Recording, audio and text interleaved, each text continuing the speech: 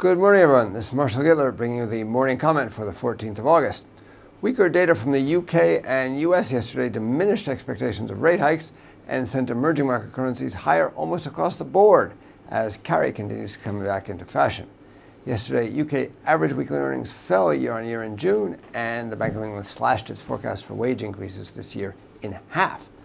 Then later in the day, U.S. retail sales came flat in July, causing many U.S. economists to revise down their forecast for third quarter GDP.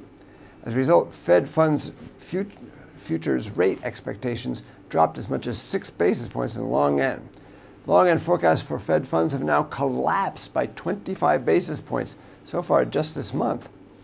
Lower U.S. and U.K. interest rate expectations help to keep global stock markets rising and naturally fuel the search for carry. Almost all the emerging market currencies that we track were either unchanged or higher against the dollar. The exception was the Brazilian real, which fell after presidential candidate Eduardo Campos was killed in a plane crash. Now, so long as U.S. interest rate expectations remain contained, the additional pickup in yield of emerging market currencies is likely to remain attractive to investors, and I expect such trades to do well.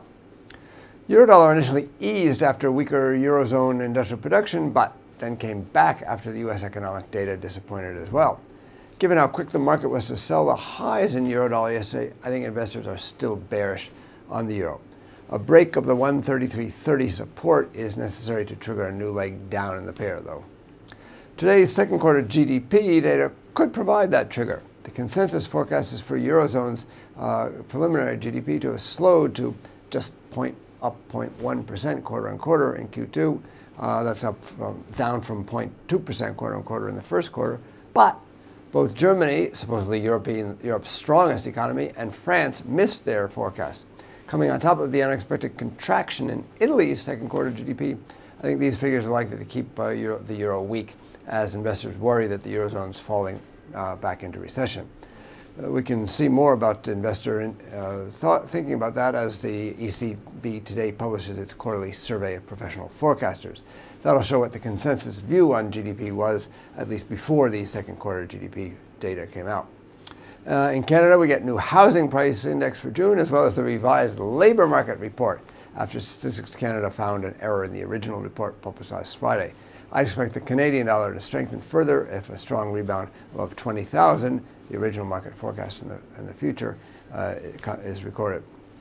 From the U.S., we get the initial jobless claims for the week ended the 9th of August.